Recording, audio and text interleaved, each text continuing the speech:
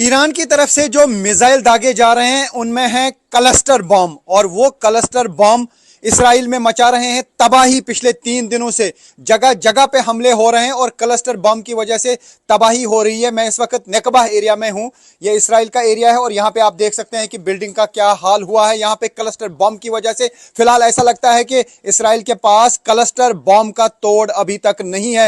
Air defence system cluster bomb के सामने fail हो रहा है। तो ये आप देख सकते हैं कि इस एरिया में एक बिल्डिंग पूरी तरह से तबाह हुई है। यहाँ पे क्लस्टर बम गिरा है। लगातार ईरान की तरफ से मिसाइल अटैक किए जा रहे हैं।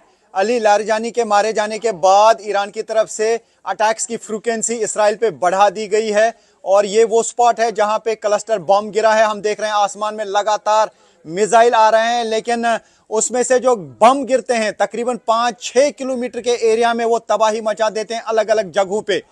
एयर डिफेंस सिस्टम मिसाइल को इंटरसेप्ट तो कर पाता है, लेकिन उस मिसाइल से जो बम गिरते हैं वो अलग अलग जगहों पे तबाही मचा देते हैं। तो फिलहाल हम यही कह सकते हैं कि क्लस्टर बम का अभी इसराइल के पास तोड़ नहीं है और ईरान की तरफ से जो ये हमले किए जा रहे हैं ये यहाँ पे तबाही मचा रहे हैं और हम उसी स्पॉट पे हैं जहां पे क्लस्टर बम गिरा है। तो ये आप देख सकते हैं कि बिल्डिंग के अंदर क्या हाल हुआ है। पूरी तरह से ये बिल्डिंग जो है डैमेज हुई है, क्योंकि यहाँ पे जो बम गिरा उसकी वजह से ये बिल्डिंग तबाह हुई है। ऐसा लगता है कि अब ईरान की तरफ से वही वॉरहेड भेजे जा रहे हैं, यानी वही मिसाइल भेजे जा रहे हैं जिनमें क्लस्टर बम है, क्योंकि अगर ये मिसाइल इंटरसेप्ट हो भी जाता है लेकिन उसमें से जो बम गिरते हैं वो अलग अलग जगहों पे तबाही मचा देते हैं। तो फिलहाल ईरान के पास एक बड़ा हथियार साबित हो रहा है क्लस्टर बम, जिसकी वजह से इसराइल में काफी जगहों पर नुकसान हो रहा है। तो जो फ्रीक्वेंसी बढ़ाई गई है ईरान की तरफ से उससे काफी सख्ते में आ गया है इसराइल, क्योंकि काफी जगहों पे ये जो क्लस्टर बम गिरते हैं वो तबाही मचा देते हैं, जानी नुकसान भी करते हैं और माली नुकसान भी। हालांकि इसराइल के पास एक लेयर है एयर डिफेंस सिस्टम का। शॉर्ट रेंज मिसाइल्स के लिए उनके पास आयरन डोम है, उसके अलावा लॉन्ग रेंज के लिए एरो 3 है, डेविड स्लिंग है और थर्ड है जो यूएस का एयर डिफेंस सिस्टम है।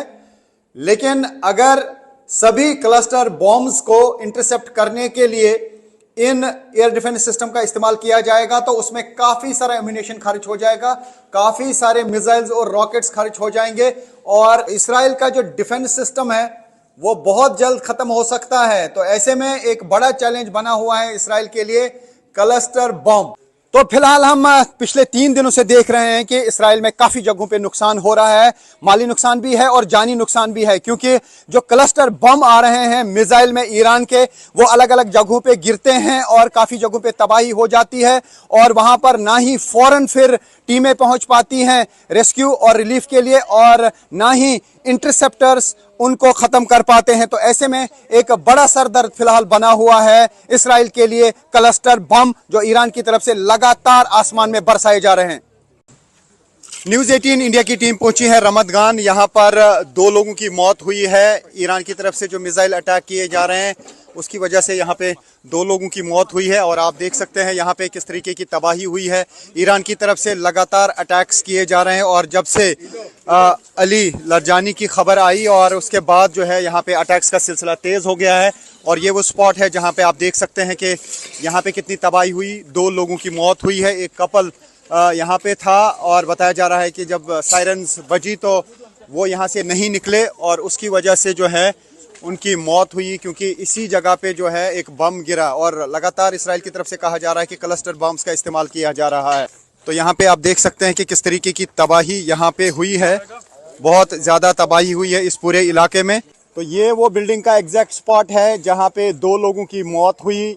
वो यहाँ पर ही सोए थे उस टाइम और वो शेल्टर में नहीं गए थे, हालांकि सायरन बज चुकी थी और अब 2 लोगों की इस स्पॉट पे मौत हुई है। तो न्यूज़ 18 इंडिया की टीम है रियल ग्राउंड ज़ीरो पे। आप देख सकते हैं अब इस एरिया को बंद किया जा रहा है। यहाँ पे बहुत ज़्यादा तबाही इर्द गिर्द देखने को मिल रही है। अब हम देख पा रहे हैं कि यहाँ पे क्लस्टर बम गिराए जा रहे हैं। जो वॉरहेड है उसमें क्लस्टर बम होता है, यानी जो ईरान की तरफ से मिसाइल अटैक किया जा रहा है उसमें क्लस्टर बम होते हैं और वो काफ़ी जगहों पे गिर जाते हैं, जिसकी वजह से इसराइल में तबाही हो रही है।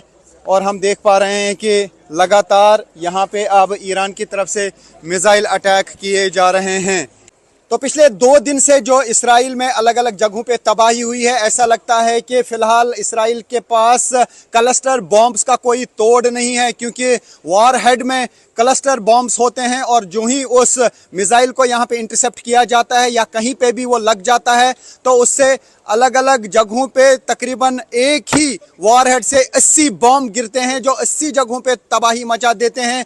कुछ जगहों पे उनको इंटरसेप्ट किया जाता है, लेकिन जहां जहां पे भी वो लगते हैं वो तबाही मचाते हैं। फिलहाल रेलवे स्टेशंस जो हैं 2 फिलहाल टारगेट किए गए, एयरपोर्ट के साइड से कई जगह टारगेट की गई और जिस जगह पे मैं हूँ यहाँ पे क्लस्टर बॉम्ब गिरा, 2 लोगों की मौत हुई और इर्द गिर्द काफ़ी तबाही हुई है। तो फिलहाल ऐसा लगता है कि यहाँ पर अभी क्लस्टर बॉम्ब का तोड़ इसराइल के पास पूरी तरह से नहीं है, यानी जो ईरान की तरफ से इस युद्ध में स्ट्रेटजी अपनाई गई है क्लस्टर बम का इस्तेमाल करके, वो अभी उनके लिए सही साबित हो रही है।